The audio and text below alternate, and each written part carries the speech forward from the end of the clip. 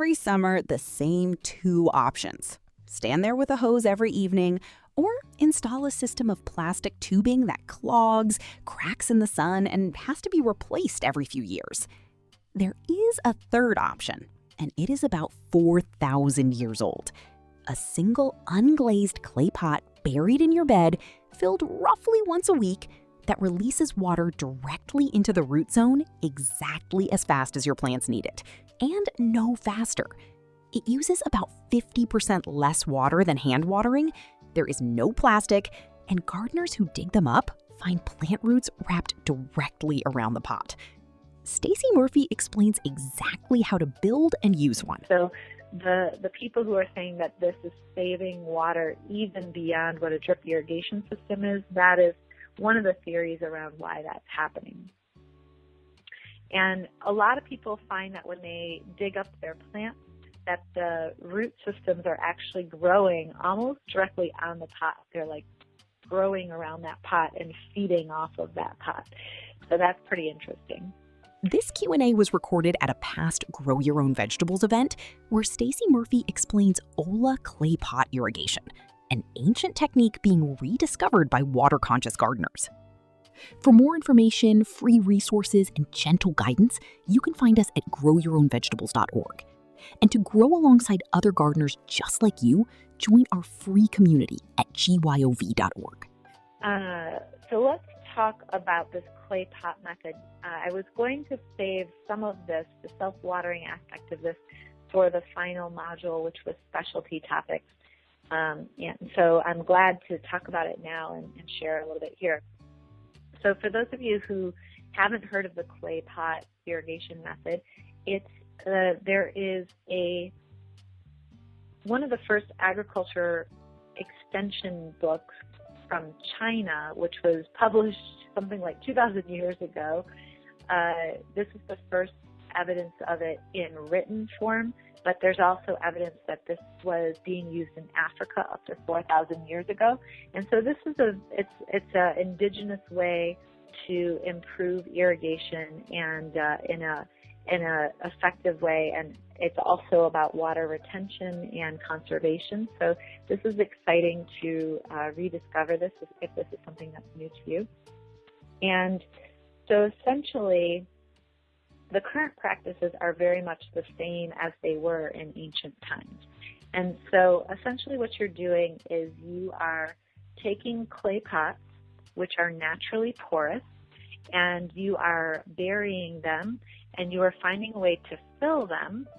And then what happens is that the water over time comes out through the clay, and it has to do with the pressure difference between the soil and the water that's within the clay pot, that the pressure of the water pushes the water through the pot and into the soil. So this is the whole principle. It is not a timer, and it is not a valve. It is physics. The soil itself controls the release rate, which means you cannot overwater and you cannot underwater as long as the pot has water in it. Soil. So that's essentially how it's working. And there's a couple images here just to show you some of the different versions. The image on the lower left is a more standard-looking clay pot version, and this is a vessel that has no holes in it. It is a continuous clay vessel. It just has the opening at the top that you fill, and this is somebody who is about to basically dig up their bed and put it into the soil. And then basically they will plant it up to the neck, and just the neck will be above ground, and they'll pour water in maybe once a week. They basically will look to see how tall the water. You can see where the water is as you fill it up, and you just fill it up to the top of the neck. And so that's the more traditional looking clay vessel. Sometimes they have various shapes. And then you'll notice the top two images are the more modern use of, sometimes we have clay pots that people use for containers, and they usually have a hole in the bottom. You can see that pot on the upper left, you can see the hole on the bottom. And so a lot of people will plug that hole with a cork, and that's something that's porous and soft, so you can make it you can stick it into that hole pretty easily. And so this person, I can't tell from this image if they actually filled that a hole or not. I would recommend filling it so that the water doesn't rush out that area too quickly. So you find some sort of cork to fill that hole, and in this case they just buried that pot in between their tomato plants, and they fill it regularly. And if you want more water storage, you could, like the picture on the upper right, you can basically take 2 of these and stack them one above the other and caulk them together. And unfortunately, that is a use of plastics. So if you're trying to avoid plastics, then that's probably not the right version for you. But you can take 2 of these and stack them upside down, and now you've got a hole on the top where you can fill. And this particular one, there you can see that they've dug out the hole for it. And what you want to do is dig a hole that's generally about 3 times bigger than the clay pot itself, so that you get a lot of loosened soil around the pot. And then you want to bury it in the water line where it's going to come out into the soil. Generally, you want to get that pretty far down into the soil. So that upper right photo, I would tend to dig that just a little bit deeper or not fill it completely with water. And then just an image in the lower right-hand corner, you can see the diagrams of how this works. So essentially you can see that buried clay pot. And what you typically do, oh, and one thing very, very important, which I forgot to mention, is that you want that pot to be unglazed. If it's glazed, then it is not porous any longer, and the water will not seep out through that clay. So that's a very, very important thing to note. And I would recommend covering the water. You don't want things falling in there and rotting. So I would recommend having a cover so that that's not happening for you. And so you can see there the cover stone in that cross-sectional drawing. And generally, people are planting right up alongside that plant within a couple inches, so that the water, the same way that you would lay drip irrigation right alongside the plant, you would put the clay pot in and put the plant right up next to it, so that it gets its water supply directly from that pot. And then that same drawing, what's cool is I do this a lot with my indoor plants, is I do the upside down water bottle. And essentially what I'll do is I'll fill it with water, and I will turn it upside down, and I'll push it down into the soil. And what happens is that there is this vacuum of air at the top, and what that does is it means that the water seeps out very naturally into the soil at a slow rate for that plant. So screenshot this. 7 steps, and the only real cost is the pot itself. The 3 times bigger hole matters. Loosened soil around the pot lets moisture move outward instead of hitting a compacted wall. So I do this oftentimes when I'm going on vacation in my container gardens. I will, especially if I'm growing trays of greens, I'll take a little plastic water bottle and I'll fill it up and I'll put it upside down. And I've gone on vacation for a week with trays that were about 1 feet wide by 2 feet long, and I put a couple water containers in and put them upside down, and I came back and all my plants were still alive. I harvested them really deeply, and then when I came back they were ready for harvest, and so that was really exciting to keep them alive even though nobody was there to water them. If you are going away and you have nobody to water your containers, this is the fix. It costs nothing, uses a bottle you already have, and it genuinely works for about a week on a small tray. Let's see. So let's talk a little bit more about this clay pot method. So obviously there is some investment here in the clay pots. And so you could purchase, as shown here, you could purchase pots from your local nursery and make your own, or you can order online. They have lots of these different clay pots. If you look up clay pot irrigation, you'll find different sites that make these clay pots, and they will ship them to you. Unfortunately, they're heavy, so they are going to cost a lot to ship. So unless you can find a place close by to get them, then it's going to be pretty expensive. And let's see. So typically they are several quarts in size, between 2 to 5 quarts, or 2 to 5 liters. Larger pots could be used for trees or for really long refill intervals, but they take up a lot of space, and you might not be able to get your crops so close to it. So that's why you're using lots of them. And let's see, the spacing really depends on your crop size. And, so generally, if you want to do some vining crops, which are going to spread along the ground, you could do them up to 9 feet apart. But my recommendation is most of you are probably going to be growing in tight, compacted areas, and you're going to be growing all your crops in one location, intercropped. And in those cases, I would do, between 3 to 5 feet apart, which is what this lower left image is. And then you can intercrop all around them. Of course, you can still do your intercropping.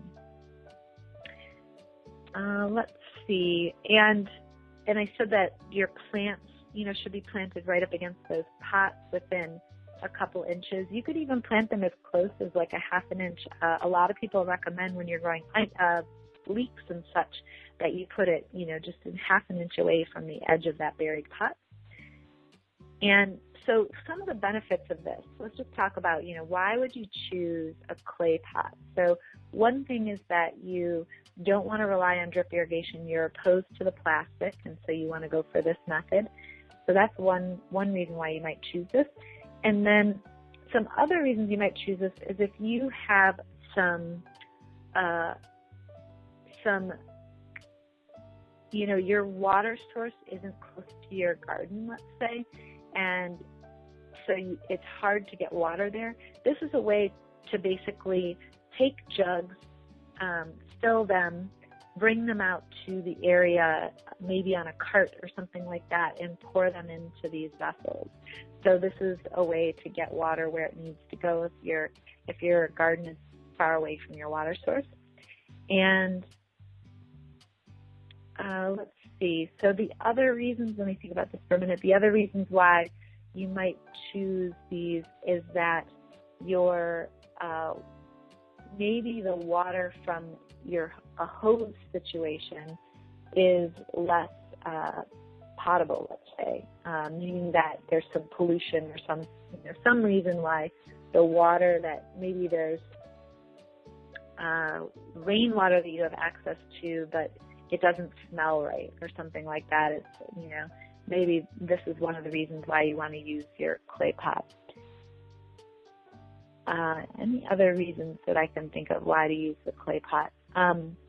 One of the reasons why some people use clay pots is that they say that they're getting water savings of 50%, and some people even say that they're getting, so that's the same figure that a lot of people say for drip irrigation. They say they're saving 50% of water versus doing overhead or sprinkler or by hand watering.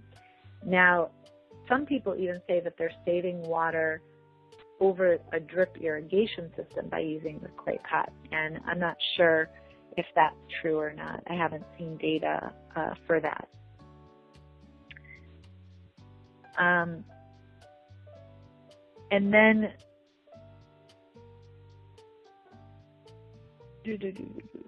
I'm just going through my notes for tonight to see if I can see if there's any other reasons why you would choose this over drip irrigation. Here's one other idea around this. So one of the reasons why people say that this conserves water even over drip irrigation is that drip irrigation is happening at the surface level, and so you're still going to get some evaporation off of that surface.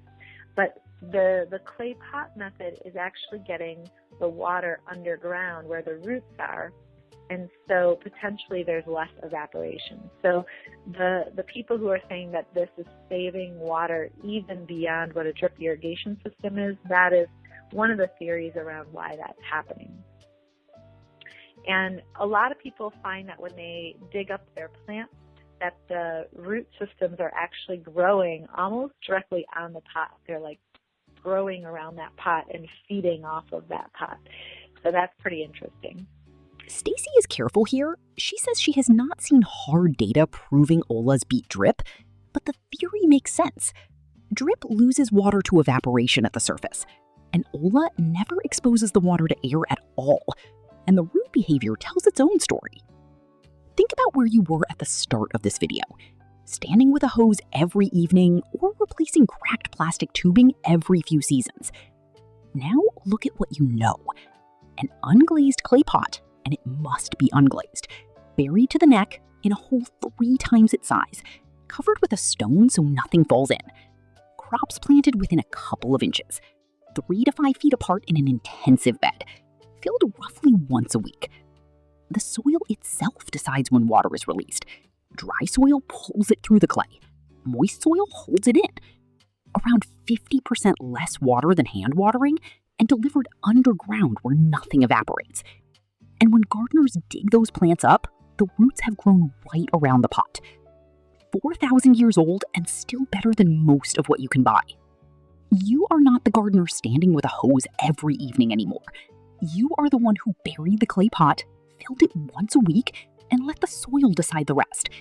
If you want to keep learning from Stacey Murphy, join our free community of growers at govov.org. This Q&A was recorded at a past Grow Your Own Vegetables event, and what Stacey just shared with you took her years of growing, failing, and figuring out to discover. Now imagine sitting down with 15 experts, exactly like her. 15 of the most respected gardeners, herbalists, and soil scientists on the planet, each sharing the single most powerful lesson they know, the insight that changed everything about how they grow food, the thing they wish someone had told them at the beginning. Clinical herbalists who can turn your garden into a medicine cabinet, soil scientists who will change how you see every handful of dirt, food growers who have fed entire communities from a backyard. All of it waiting for you right now, completely free at the Superfood Garden Summit. Go to growyourownvegetables.org/summit, register in 30 seconds, and start watching immediately.